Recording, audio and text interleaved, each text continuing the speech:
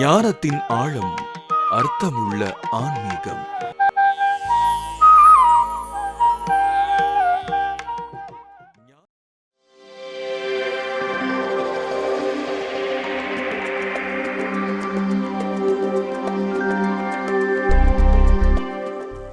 அருட்பெரும் ஜோதி அருட்பெரும் ஜோதி தனிப்பெரும் கருணை அருட்பெரும் ஜோதி. அன்பார்ந்த அருள்ஜோதி தொலைக்காட்சி நேயர்களுக்கு வந்தனம். இப்பொழுது நாம் உயிரிழக்க கேள்வி பதில் என்ற நிகழ்ச்சியில் இருக்கின்றோம். இந்த நிகழ்ச்சியில் நமது மதிப்பிற்கும் மரியாதைக்கும் உரிய படப்பை பாலகிருஷ்ண ஐயா அவர்கள் வருகை தந்து இருக்கின்றார்கள். அவர்களிடத்தில் திருவருட்பா சம்பந்தப்பட்ட கேள்விகளை கேட்டு அதன் மூலமாக அதற்குரிய பதிலை பெற்று நேயர்களுக்கு தர இருக்கின்றோம். வணக்கம் திரு படப்பை பாலகிருஷ்ண ஐயா அவர்களே. வணக்கம். வந்தனம் ஐயா. உங்களை இந்த நிகழ்ச்சியில் சந்திப்பதற்கு மிக்க மகிழ்ச்சி அடைகின்றோம். மகிழ்ச்சி.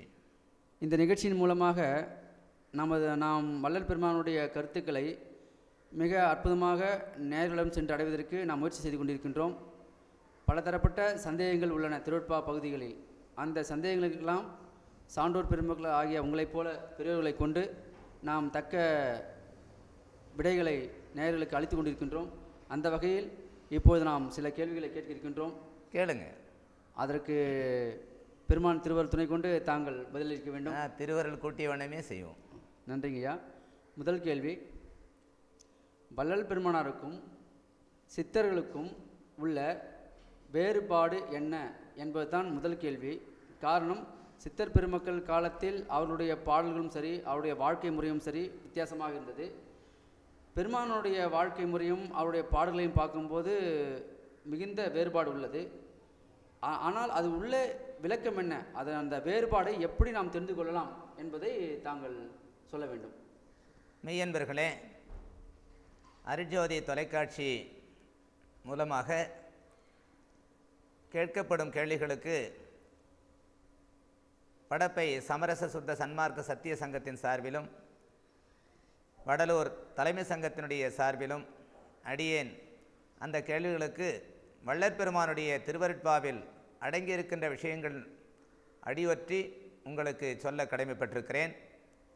இந்த கேள்வி எப்படி என்றால், சித்தர்கள் பரம்பரை என்று ஒரு பரம்பரை இருக்கிறது. வள்ளலார் அந்த வழியில் வந்ததாக சிலர் சொல்லிக் கொள்ளுகிறார்கள். சித்தர் பரம்பரை என்பதும் வள்ளற் பெருமானுடைய வருகையும் நிச்சயமாக மிகப்பெரிய வேறுபாடுகளை உடையது என்பதை தெரிந்து கொள்ள வேண்டும். சித்தர்கள் எந்த நிலையிலே அன்று கடவுளை உபாசித்தார்கள், அவர்கள் எந்த நிலையிலே சித்திநிலை பெற்றார்கள் என்பதெல்லாம் பார்க்கும் பொழுது வள்ளலாருடைய அனுபவத்திற்கும் இதற்கும் மிக வேறுபாடு உண்டு. சித்தர்கள் நம்மை மாதிரி உடலோடு வாழாமல் உடலை மறைத்து கொண்டு வாழ்கிறார்கள். அவ்வளவுதான். அவர்களுக்கும் விருப்பு வெறுப்பு என்பதெல்லாம் இருக்கிறது. உடம்பிலே மட்டும் அவர்கள் இந்த உடம்பை சித்தி செய்து கொண்டு மற்றவருடைய கண்களுக்கு புலப்படாமல் ஆடொரு சித்திகள் 64 கோடி என்று சொல்லுவார்களே வள்ளற் பெருமான், அதுபோல அஷ்டமா சித்திகளையும் பெற்று அவர்கள் இந்த உலகத்தில் வாழ்ந்து கொண்டிருக்கலாம். ஆனால் வள்ளலார் அப்படிப்பட்டவரா என்றால் இல்லை. வள்ளற் பெருமானுடைய அனுபவம் எல்லா ஞானிகளுக்கும், எல்லா சித்தர்களுக்கும், எல்லா முத்தர்களுக்கும் மேலான ஒரு அனுபவம்.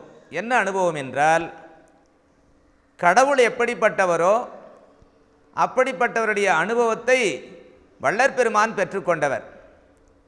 ஏனென்றால் கடவுள் வேறு, அவரிடம் இருக்கின்ற அருள் வேறு அல்ல. அவருடைய அருளை பெறுகின்றவர்கள் கடவுளுக்கு நிகரானவர்கள் என்பது சந்தேகமில்லை. வள்ளற் பெருமானை ஒரு முறை போய் கேள்வி கேட்கிறார்கள். கடவுளை ஏகம் என்று சொல்லுகிறார்களே, ஏகம் என்றால் ஒன்று என்று பொருள். அநேகம் என்று கடவுளை வர்ணிக்கிறார்களே, இது சன்மார்க்கத்தில் ஏகம் அநேகம் என்ற இரண்டும் ஒன்று உண்டா என்ற கேள்வியை வள்ளற் பெருமானிடம் கேட்கிறார்கள்.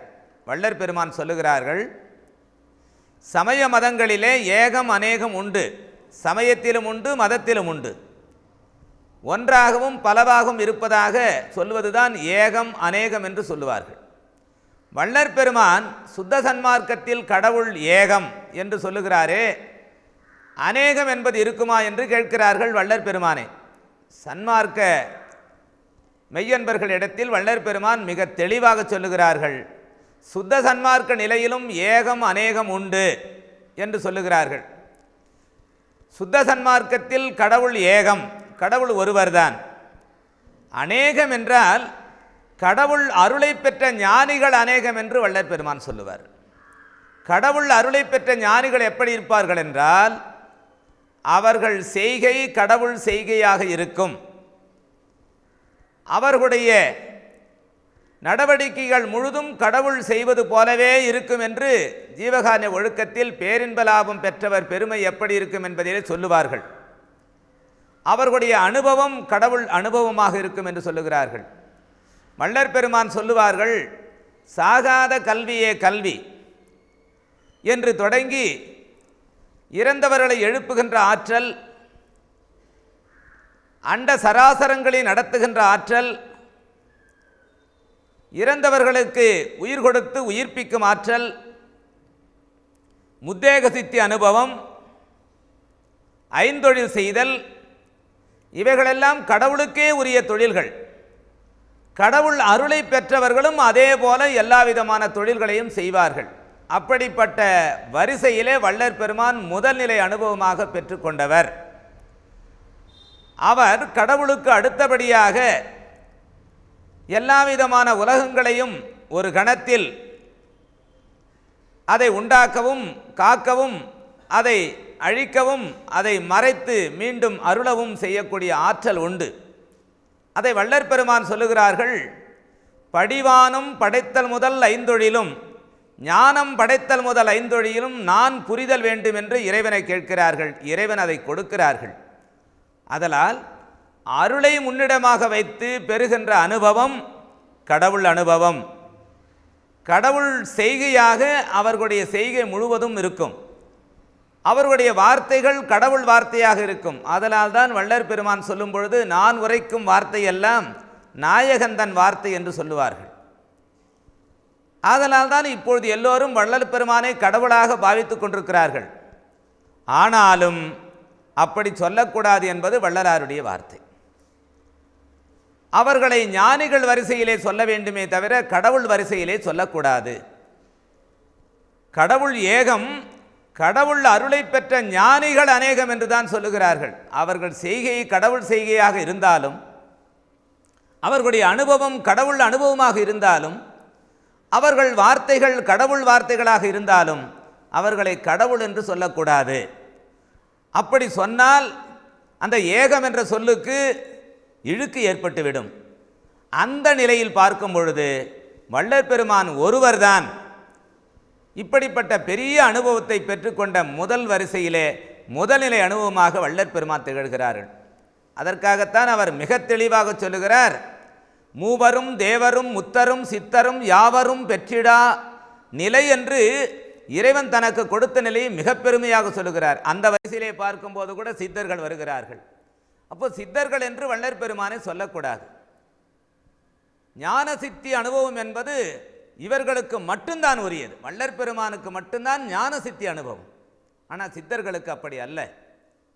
அவர்களுடைய சித்தி அனுபவத்தை கரும சித்தி அனுபவமாகவும் யோக சித்தி அனுபவமாக கொள்ளலாமே தவிர ஞான சித்தி அனுபவமாக கொள்ளக்கூடாது.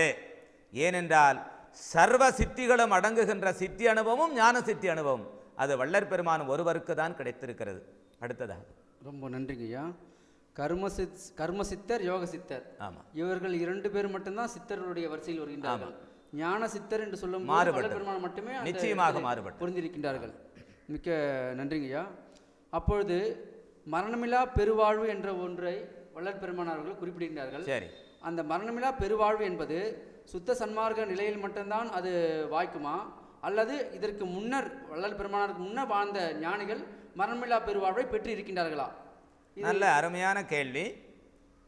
இந்த கேள்வியை நேயர்கள் புரிந்து கொண்டு வரக்கூடிய பதிலையும் நீங்கள் தெளிவாக புரிந்து கொள்ள வேண்டும் என்பதற்காக சற்று விரிவாக சொல்லுவதற்கு தொடங்குகின்றேன். மரணமிலா பெருவாழ்வு என்பதிலே மற்றவர்களுக்கு இருக்கின்ற ஐயம் போல் நம்முடைய சன்மார்க்கிகளுக்கு இருக்கக்கூடாது.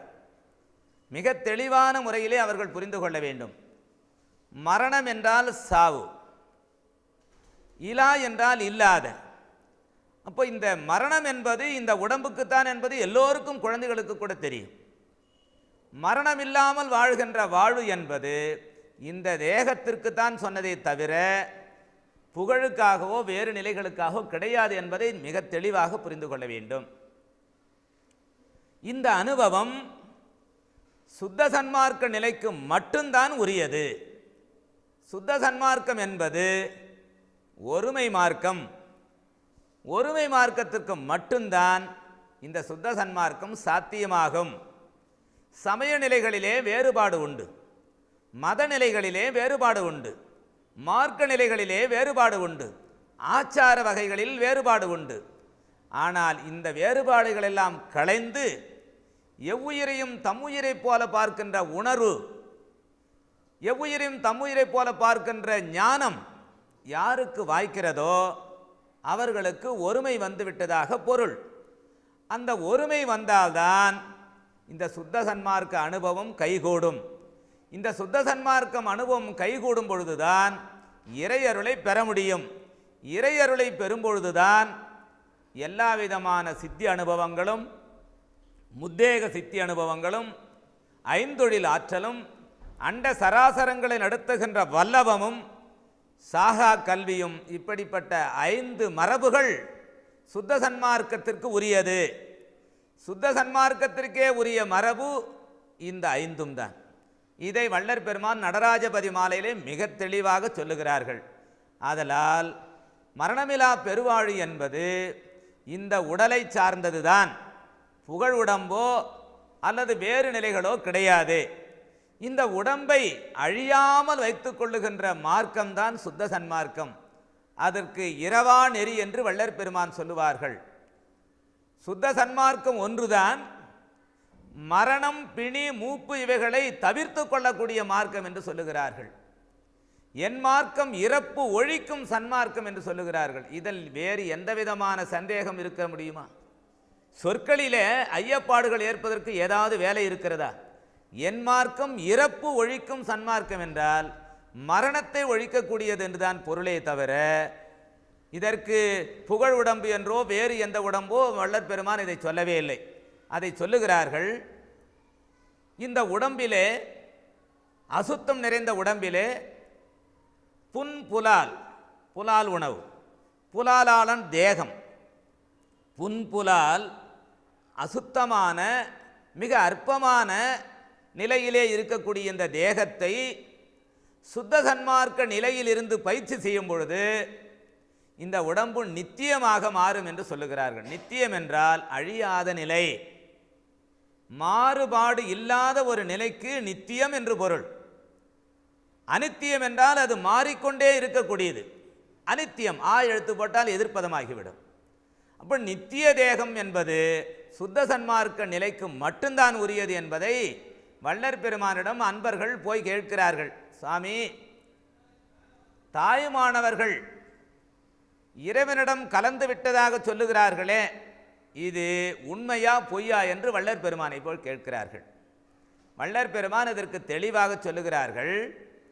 சுத்த சன்மார்க்கத்திற்கு மட்டும்தான் நித்தியம் வாழ்வு உண்டு. ஆனால் நம்முடைய தாயுமான சுவாமிகள் ஒருவாறு மத சன்மார்க்கி என்று சொல்லலாமே தவிர சுத்த சன்மார்க்கி என்று சொல்ல முடியாது. சுத்த சன்மார்க்கத்திற்கு மட்டும்தான் இறப்பில்லாத ஒரு நிலை கைகூடும். அப்படி இருக்கும் பொழுது நம்முடைய தாயுமான சுவாமிகள் மீண்டும் சுத்த சன்மார்க்க நிலையில் இந்த பூமியில் பிறந்து மேல்நிலை அனுபவத்தை பெறுவார்கள். அதற்கு வரைக்கும் சாத்திய நிலை சுத்த சன்மார்க்கத்துக்கு மட்டும்தான் உண்டு. சாத்தியம் என்றால் இரவா நிலையை அடைவதற்குரிய நிலைக்கு சாத்தியம் என்று பெயர். அதை அடைவதற்குரிய நிலைதான் சாதனம். பயிற்சி செய்வது சாதனம். பயிற்சியினுடைய முடிவிலே வெற்றி பெறுவது சாத்தியம். அதனால் வள்ளற் பெருமானுடைய இந்த மரணமிலா பெருவாழ்வு என்ற சொல்லானது முழுக்க முழுக்க முழுக்க இந்த உடம்பை நித்தியமாக்கி கொள்ள முடியும் என்ற தத்துவந்தானே உண்மையை தவிர வேறு ஏதும் இல்லை. காரணம், இந்த உடம்பிலே அசுத்த அணுக்கள் இருக்கிறது, அசுத்த உஷ்ணம் காரியப்பட்டு கொண்டிருக்கிறது.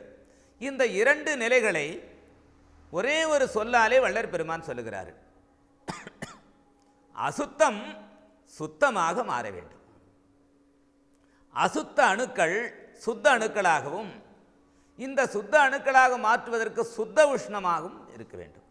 உடம்பிலே அசுத்த உஷ்ணம், அசுத்த அணுக்கள், இதை மாற்றுவதற்கு சுத்த உஷ்ணம் வந்தால் அந்த அணுக்கள் சுத்தமாகிவிடும். எவ்வளவு எளிமையாக சொல்லியிருக்கிறார் வள்ளற் பெருமான். சுத்த சன்மார்க்கம், சுத்த தேகம், சுத்த உஷ்ணம், இந்த சொற்கள் எல்லாம் ரொம்ப நீங்கள் நன்றாக உணர வேண்டும். சுத்த சன்மார்க்கம் என்பதற்கு சுத்தம் என்றால் ஒன்றும் அல்லாதது என்றால் என்ன அர்த்தம்? இதுவரைக்கும் வழங்கி வந்த சொற்களிலே இந்த சுத்தம் என்ற சொல்லுக்கு வள்ளற் பெருமான் சொல்லுகின்ற சொல்லானது மிகவும் அற்புதமானது. இல்லாதது அல்ல, அல்லாதது என்று சொல்லுகிறார்கள். அதாவது ஒரு பொருளை இல்லை என்று சொல்லலாம், இல்லாத பொருளுக்கு இல்லை. ஆனால் அல்லாதது என்றால் என்ன? இந்த பொருள் அதை போன்றது அல்ல என்பதற்கு அர்த்தம் அதுக்கு. அதனாலே சுத்த சன்மார்க்கம் என்பது எல்லா சமய மத அனுபவங்களை கடந்தது. அதற்கு இதை சொல்ல முடியாது. அதனால் தான் அந்த மார்க்கத்திற்கு இந்த மார்க்கங்கள் அல்லாதனவே அன்ற இல்லாதன அல்ல. அனன்யம் என்பது அதற்குள்ளே அடங்கி விடுகிறது. இப்போ மேல் மாடி என்றால் மேல் மாடியிலே ஒரு படி இருக்கிறது, இறுதிப்படி. ஆனால் அந்த இறுதிப்படிக்கு கீழே பல படிகள் இருக்கிறது. அந்த படிகளை அந்த படியானது அடக்கி வைத்திருக்கிறது என்று பொருள். அதனாலே சுத்த சன்மார்க்க அனுபவம் ஒன்றுக்குத்தான் சாத்திய நிலையாகிய மரணமில்லா பெருவாழ்வு கிடைக்கும். அது எப்படி என்றால் இறைவனுடைய திருவருளை பெறுவது. ஏற்கனவே நீங்கள் கேட்ட முதல் கேள்வியிலே தன்னுடைய முயற்சியினாலே இறைவனை தன்னுள்ளே யோக முறை செய்து கொள்ளுவது, மூலிகை வஸ்துக்களாலே தேகத்தை மாற்றிக்கொள்வதெல்லாம் நம்முடைய முயற்சி. ஆனால் இறை அருளை பெறுவது என்பது நம் முயற்சிக்கு முத்தாய்ப்பாக அமையக்கூடியது. நம்முடைய முயற்சியின் மூலமாக இறை அருள் கிட்டி அதை தன்மயமாக்கிக் கொள்வது எப்படி காரியப்படுகிறது என்றால், நாம் செய்யக்கூடிய செயல் ஆண்டவனுக்கு சம்மதமாக இருக்கும் பொழுது அந்த அருளானது நம்முடைய ஆன்மாவுக்குள்ளிருந்து வெளிப்படுகின்றது. அவ்வளவுதான் விஷயம். இறைவன் எங்கோ இருக்கிறான், இறைவனுடைய அருள் எங்கே இருந்து காரியப்படுகிறது என்பதே அல்ல. உயிருள் யாம் எம்முள் உயிர் என்று சொல்லும் பொழுது எல்லா உயிர்களும் இறைவனுக்குள்ளும் உயிர்களுக்குள்ளெல்லாம் இறைவனாகவும் இருக்கின்றான் என்ற செய்தியை வள்ளற் பெருமான் சொல்லுகிறார்கள். உயிருள் யாம் எம்முள் உயிர், இவை உணர்ந்து உயிர் நலம் பரவ வேண்டும். இப்போ இறைவன் எல்லா உயிர்களிலும் இருக்கிறான் என்ற தன்மையை உணர்ந்து கொண்டால் எல்லா உயிர்களையும் கடவுளாக பார்க்கின்ற அந்த தன்மை நமக்கு வந்துவிடும். அதுக்கு தான் ஒருமை என்று பொருள். சத் என்றால் ஒன்று, சத் என்றால் ஒன்று என்றும் பொருள், சத்தியம் என்றும் பொருள், அறிவு என்றும் பொருள், நித்தியம் என்றும் பொருள். அதற்கு இவ்வளவு பொருள் இருக்கிறது. அப்போ இறைவனுடைய வடிவம் எப்படி இருக்கிறது என்றால் சத். அந்த சத் என்பது உண்மை. சத்தியம் என்றால் உண்மை என்று நம்ம சொல்லுகிறோம். சத் என்ற உண்மையானது எப்படி இருக்கிறது என்பது வள்ளற் பெருமான் சொல்லுகிறார். எங்கும் ஓர் நிலையாய், எங்கும் ஓர் இயலாய், என்றும் உள்ளதுதான் சத். இதற்கு வள்ளற் பெருமான் இவ்வளவு அருமையான ஒரு இலக்கணத்தை வகுத்திருக்கிறார். எங்கும் ஓர் நிலையாய், என்றைக்கும் நிலையான தன்மை, அதுக்கு சத். ஒரே ஒரு இயல்பு, அந்த இயல்பு என்றால் இயற்கை என்று பொருள். அது என்றும் மாறாமல் இருக்கிறது, அதற்கு இயல்பு என்று பொருள். எங்குமோ நிலையாய், எங்குமோர் இயலாய், என்றும் உள்ளது, என்றும் உள்ளதுதான் சத். அதை வள்ளற் பெருமான் சொல்லும்போது சி என்ற எழுத்துக்கு அந்த சத்தை உதாரணம் காட்டுவார்கள். சிகரம் என்பது இந்த உலகத்தில் எல்லாம் உள்ளதாய் விளங்குவது என்று சொல்லுவார்கள். இப்போ என்றும் அழியாத பொருளும் நிலைத்த பொருளும் இருப்பது எது என்றால் அதுதான் சத். அதைத்தான் சத்தியம் என்று காந்தியடிகள் தன்னுடைய இறைவனுக்கு பெயர் சூட்டுகிறார். நம்முடைய வள்ளற் பெருமான் அருட்பெருஞ்சோதி என்று சொல்லுகிறார்கள். அருட்பெருஞ்சோதி என்று சொல்லுகின்ற அந்த சொல்லுக்கும் சத்தியம் என்ற சொல்லுக்கும் நாம் எந்த விதமான வேறுபாடும் கற்பிக்க முடியாது. சத்தியம் சத்தியம் சத்தியம் சத்தியம் சத்தியமே என்று 5 சத்தியங்களை ஒரு சொற்றொடரில் வள்ளற் பெருமான் நீளமாக அமைக்கிறார். சத்தியம் சொல்கின்றேன், இப்படியெல்லாம் வள்ளற் பெருமான் ஆயிரக்கணக்கான இடங்களிலே சத்தியம் ஏன் சொல்லுகிறார்கள்? அந்த நித்தியமான பரம்பொருள் சத்தாக இருக்கிறது, சித்தாக இருக்கிறது, ஆனந்தமாக இருக்கிறது என்றால் அதனுடைய முதல் தன்மை சத். சத் என்பது நம்முடைய விஞ்ஞான நிலைக்கு பார்க்கும் பொழுது ஒளித்தன்மை என்று பொருள். விஞ்ஞானம் கேட்கிறது, எந்த ஒரு பொருள் நிலைத்திருக்க முடியும், எது மாறாமல் இருக்க முடியும், எது எப்பொழுதும் உள்ளதாக இருக்க முடியும் என்றால் அதுதான் லைட், ஒளி. அதை விஞ்ஞானம் நிரூபிக்கிறது. ஆதலால் சத் என்பதற்கு ஒளி என்றும் பொருள் கொள்ளலாம். இந்த ஒளி ஒன்றுதான் எல்லா அண்ட பகிரண்டங்களையும் ஆட்சி செய்கிறது என்று அருள் விளக்க மாலையிலே சொல்லுவார்கள். ஒளி ஒன்றே அண்ட பகிரண்டம் யாவும் என்று சொல்லுகிறார்கள். அதனாலே அந்த சத்தான பரம்பொருளை யார் ஒருவர் கொஞ்சம் கூட மாறுபாடு இல்லாமல் நேசிப்பதும் அந்த பரம்பொருள் உள்ளே அறிவிக்கின்ற செயல்களை எல்லாம் செய்யக்கூடியவருமாக இருக்கும் பொழுது இறையருளானது உள்ளே இருந்து மலர்ந்து வெளிப்படுகிறது. எப்படி ஒரு மலரானது தன்னுள்ளே வாசனையை வைத்திருக்கிறது, ஆனால் எப்பொழுது அது அரும்பாக இருக்கும் பொழுதும் உள்ளே இருக்கிறது, அது கொஞ்சம் பெரிய அரும்பாக இருக்கும் பொழுதும் இருக்கிறது, ஆனால் அது மொட்டாக இருக்கும் பொழுதும் அது வெளிவருவதே இல்லை. அந்த மொட்டானது மலர்கின்ற தருணத்திலே அந்த வாசனையும் இயல்பாக வருவது போல ஒருவருடைய முயற்சி இறைவனுக்கு சம்மதமாக இருக்கும் பொழுது, இறையருள் அதை பாராட்டும் பொழுது அதுவே அங்கிருந்து வெளிப்படுகிறது. அதனால் தான் சொல்லுகிறார்கள், உலகெல்லாம் பரவ என் உள்ளத்திருந்தே அழகிலா ஒளி செய் அருட்பெருஞ்சோதி என்று சொல்லுவார். அந்த ஒளியாகிய சத்து அங்கே இருந்து வெளிப்படும் பொழுது அதனுடைய தன்மை எப்படி இருக்கிறது என்றால் பூரண சித்தியாக இருக்கிறது. இந்த சத்து வெளிப்படும் பொழுது அதனுடைய தன்மை என்ன என்றால் அது சர்வ சித்தியை கொடுக்கிறது. எப்படி என்றால் பூவிலே இருக்கின்ற மனமானது அதுவும் தானே வெளிப்படுவது போல பூரண சித்தி வல்லபமும் வெளிப்படுகிறது. அதனால் தான் வள்ளற் பெருமானுடைய அனுபவங்களிலே அவரை அறியாமலே பல சித்துகள் ஏற்பட்டு மக்கள் பார்க்கிறார்கள். அதற்கடுத்து வள்ளற் பெருமானிடம் சொல்லுகிறார்கள். தண்ணீரில் விளக்கரித்த போது கூட வள்ளற் பெருமானுக்கு தெரியாது. அதை போல இறைவன் தன்னுடைய அருள் சக்தியை எப்பொழுது வழங்குகிறான் அந்த உயிர்களுக்கு என்றால், இறைவனுக்கு இருக்கக்கூடிய தன்மை எந்த ஒரு ஜீவனுக்கு இருக்கிறதோ அங்கு கண்டிப்பாக வெளிப்படும். அதை வள்ளற் பெருமான் சொல்லுகிறார்கள், எங்கே கருணை இயற்கையில் உள்ளன அங்கே விளங்கி அருட்பெருஞ்சோதி. விளங்காமல் எல்லா உயிர்களிலும் இருக்கிறது, அது விளங்கக்கூடிய இடம்தான் அருட்பெருஞ்சோதி இடம். அதை வள்ளலார் மிக தெளிவாக சொல்லுகிறார்கள். யாரே எண்ணினும் இறங்குகின்றார்க்கு சீரே அளிக்கும் சிதம்பர சிவம் என்று சொல்லுவார்கள். ஆதலால் இந்த மரணமிலா பெருவாழை நாம் பெறுவதற்குரிய தகுதி எப்பொழுது வருகிறது என்றால், இறைவனுடைய திருவருளுக்கு சம்மதமான தொழிலை நாம் செய்யும் பொழுது அந்த இறைவனை நாம் தேடி போக வேண்டியதில்லை. இறையருள் நம்மிடமே இருந்து வெளிப்படும் பொழுது அந்த சித்தி அனுபவங்கள், அந்த பெரிய நிலைகள், அந்த இரவா நிலை, முத்தேக சித்தி அனுபவம், ஐந்தொழில் ஆற்றல், இறந்தவர்கள் எழுப்புகின்ற ஆற்றல், இவை அனைத்தும் கைகூடுகிறது நண்பர்களே. சரிங்கய்யா, ரொம்ப நன்றி. நேயர்களே, இந்நிகழ்ச்சி இன்றளவில் இப்போது நிறைவடைகின்றது. மீண்டும் அடுத்த நிகழ்ச்சியில் நாம் மீண்டும் சந்திப்போம் என்று கூறி விடைபெறுகின்றோம். நன்றி, வணக்கம். நன்றி.